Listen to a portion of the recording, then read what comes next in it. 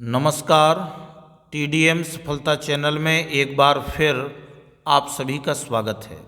आज हम इस वीडियो के द्वारा कक्षा 6 सुरभि प्रथमो भागः षष्ठ वर्गाय संस्कृत पाठ्यपुस्तकम छठवें वर्ग के लिए संस्कृत पाठ्यपुस्तक के आज हम एकादशः पाठः अस्माकं प्रदेशः, जिस पाठ की विधा है संवादः, यानी अस्माकम जो हमारा पाठ है, हमारा प्रदेश, अस्माकम प्रदेशः हमारा प्रदेश, तो संवाद के माध्यम से आज हम इस पाठ का उच्चारण एवं हिंदी अर्थ समझेंगे।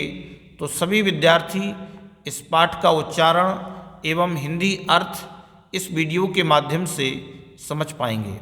तो प्रारंभ करते हैं। एकादशः पाठः 11वां पाठ अस्माकं प्रदेशः हमारा प्रदेश, सप्तमी विभक्ति। तो इस पूरे पाठ में हम सप्तमी विभक्ति का उपयोग करेंगे। सप्तमी विभक्ति में अर्थ करने की दृष्टि से इसका जो कारक होता है वह होता है अधिकरण, और चिन्ह होता है मैं पे पर, मैं पे पर। तो इन हिंदी अनुवाद में हम चिन्हों का प्रयोग करेंगे।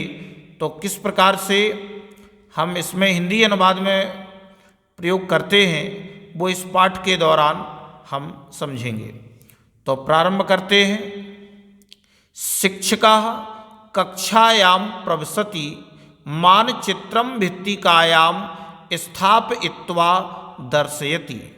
शिक्षकः शिक्षक कक्षायां कक्षा में प्रविशति प्रवेश करता है, मानचित्रम मानचित्र को, भित्तिकायां दीवार पर, स्थापयित्वा टांग कर, दर्शयति दिखाता है। शिक्षक कक्षा में प्रवेश करके मानचित्र को दीवार पर टांग कर दिखाता है। आगे शिक्षकः शिक्षक कहता है भो छात्राः हे छात्र, किम एतद, एतद माने यह, किम माने क्या, यह क्या है। छात्राः छात्र कहते हैं एतद मानचित्रम, यह मानचित्र है। शिक्षकः शिक्षक कहता है मोहन मानचित्रे किम प्रदर्शितम, मोहन मानचित्र में क्या प्रदर्शित है, क्या दिखाया गया है। मोहनः मोहन कहता है मानचित्रे भारत देशस्य रूपम प्रदर्शितम, मानचित्र में भारत देश का रूप प्रदर्शित किया गया है, दिखाया गया है। शिक्षकः शिक्षक कहता है भारत देशस्य मध्यभागे कः प्रदेशः दृश्यते, भारत देश के मध्य भाग में कौन सा प्रदेश दिखाई देता है। तो छात्राः छात्र कहते हैं कि भारत देशस्य मध्यभागे मध्य प्रदेशः तथैव दृश्यते, भारत देश के मध्य भाग में मध्य प्रदेश तथैव उसी तरह दृश्यते दिखता है, यथा जैसे शरीरस्य मध्य भागे हृदयम दृश्यते, जैसे शरीर के मध्य भाग में हृदय दिखाई पड़ता है। शिक्षकः शिक्षक कहता है माले हे माला, मध्य प्रदेशस्य मध्य भागे का नदी प्रवहति, मध्य प्रदेशस्य मध्य प्रदेश के मध्य भागे, मध्य भाग में का नदी प्रवहति, कौन सी नदी बहती है। तो माला कहती है मध्य प्रदेशस्य मध्य भागे नर्मदा नदी अस्य मेखला एव प्रवहति, मध्य प्रदेश के मध्य भाग में नर्मदा नदी इसकी मेखला एव प्रवहति, यानी मेखला अर्थात करधनी की भांति बहती है, करधनी के समान बहती है।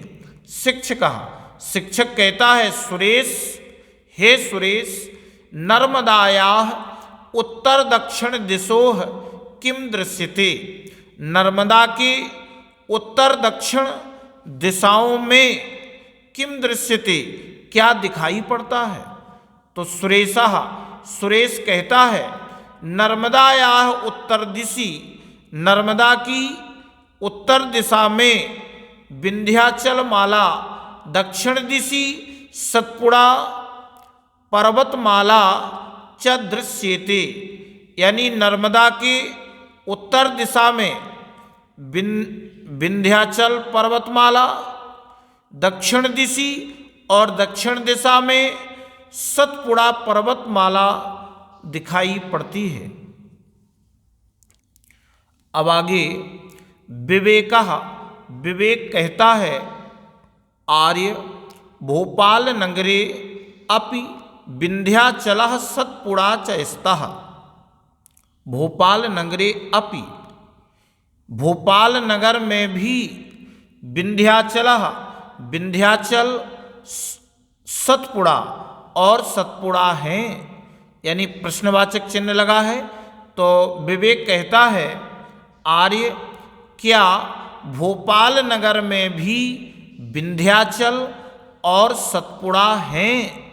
शिक्षकः, शिक्षक कहता है सत्यम, सत्य है, ठीक है। भोपाल नगरे विंध्याचलः सतपुड़ा इति च द्वे प्रमुखे शासकीय भवने स्तः। भोपाल नगर में विंध्याचल और सतपुड़ा दो प्रमुख शासकीय भवन हैं। सुधा, सुधा कहती है महोदय, मध्य प्रदेशस्य गठनम कदा अभवत्। मध्य प्रदेश का गठन कब हुआ। शिक्षकः, शिक्षक कहता है मध्य प्रदेशस्य गठनम 1956 तमे ख्रीस्ताब्दे नवंबर मासस्य प्रथम दिनांके अभवत्। मध्य प्रदेश का गठन 1956 ईस्वी में नवंबर माह की पहली तारीख को हुआ। सुरेशः, सुरेश कहता है महोदय, हे महोदय, अस्माकं प्रदेशे कति महानगराणि सन्ति। हमारे प्रदेश में कितने महानगर हैं। तो आगे आप बताएंगे। शिक्षकः, शिक्षक कहता है कि भोपालम अस्माकं प्रदेशस्य राजधानी। भोपाल हमारे प्रदेश की राजधानी है। इंदौर, ग्वालियर, जबलपुर प्रभृतीनि महानगराणि सन्ति। इंदौर, ग्वालियर और जबलपुर इत्यादि महानगर हैं। माला, उज्जैनी कथम प्रसिद्धा। उज्जैनी किस लिए प्रसिद्ध है। शिक्षकः, शिक्षक कहते हैं उज्जैनी महाकालस्य नगरी। उज्जैनी महाकाल की नगरी है। महाकालः द्वादश ज्योतिर्लिंगेषु एकः अस्ति। महाकाल 12 ज्योतिर्लिंगों में, द्वादश 12 ज्योतिर्लिंगों में एक हैं।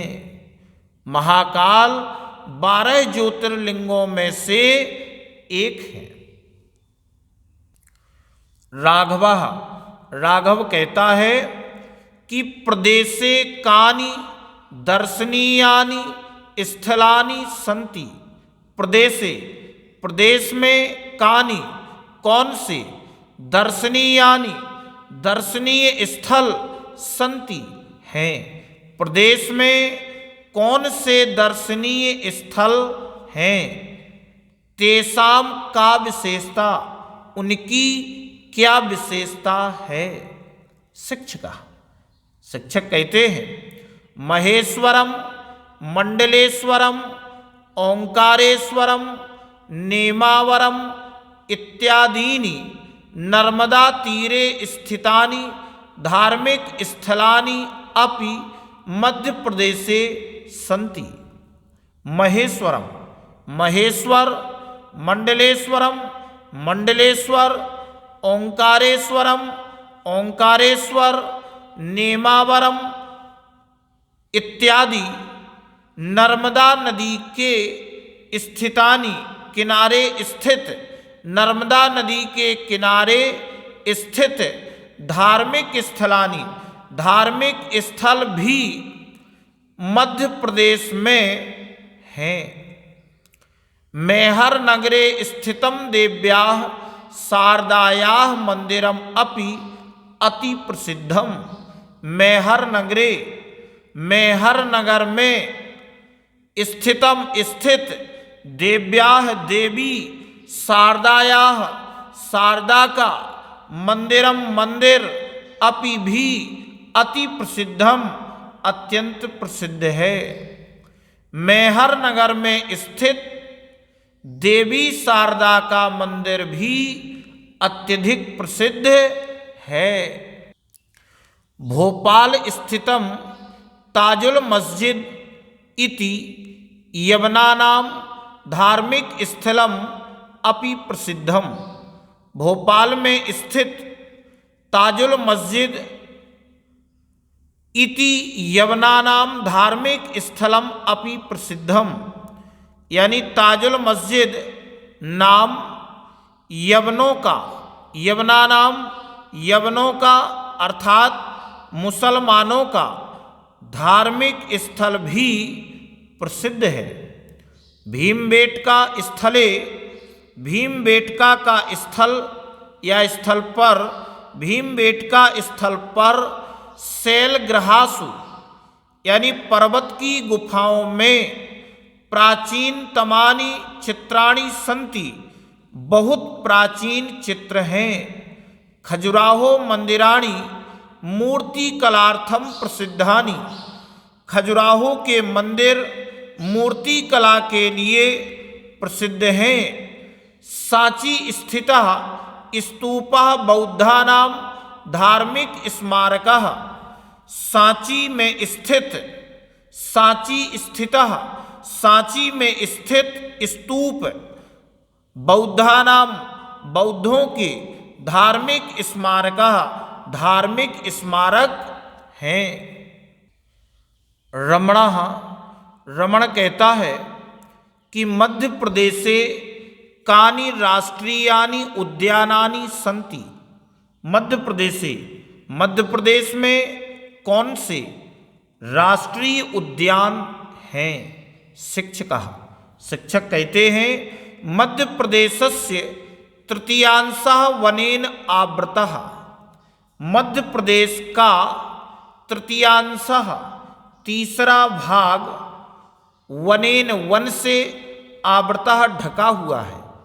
माधवोद्यानम, कान्हा किसली, बांधवगढ़ इत्यादीनि राष्ट्रीयानि उद्यानानि सन्ति। माधवोद्यानम, माधवोद्यान, कान्हा किसली, बांधवगढ़ इत्यादि राष्ट्रीय उद्यान हैं। वन रक्षणे वनवासिनां विशेषम योगदानम अस्ति। वन रक्षणे, वन की रक्षा करने में वनवासिनाम वनवासियों का विशेषम विशेष योगदानम योगदान अस्ति है। वन की रक्षा करने में या वन रक्षण में वनवासियों का विशेष योगदान है। एते जनाः वनेषु निर्भयं विचरन्ति। एते जनाः, ये लोग वनेषु वनों में निर्भयम निर्भय निडर होकर विचरन्ति विचरण करते हैं, घूमते हैं। सविता, सविता कहती है प्रदेशे कानि पर्यटन स्थलानि सन्ति। प्रदेश में कौन से पर्यटन स्थल हैं? शिक्षक, शिक्षक कहता है अस्माकं प्रदेशे सतपुड़ा पर्वत श्रेण्यां पचमढ़ी नामकं पर्यटन स्थलम् अस्ति। तत्र जनाः स्वास्थ्य लाभार्थम अपि गच्छन्ति। अस्माकं प्रदेशे हमारे प्रदेश में सतपुड़ा पर्वत श्रेण्यां सतपुड़ा की पर्वत श्रेणी में पचमढ़ी नामक पर्यटन स्थल है। तत्र जनाः वहाँ लोग स्वास्थ्य लाभार्थम स्वास्थ्य लाभ के लिए भी गच्छन्ति जाते हैं। गिरजा कहता है मध्य प्रदेश से खनिज संपद अपि अस्ति। मध्य प्रदेश में खनिज संपदा भी है।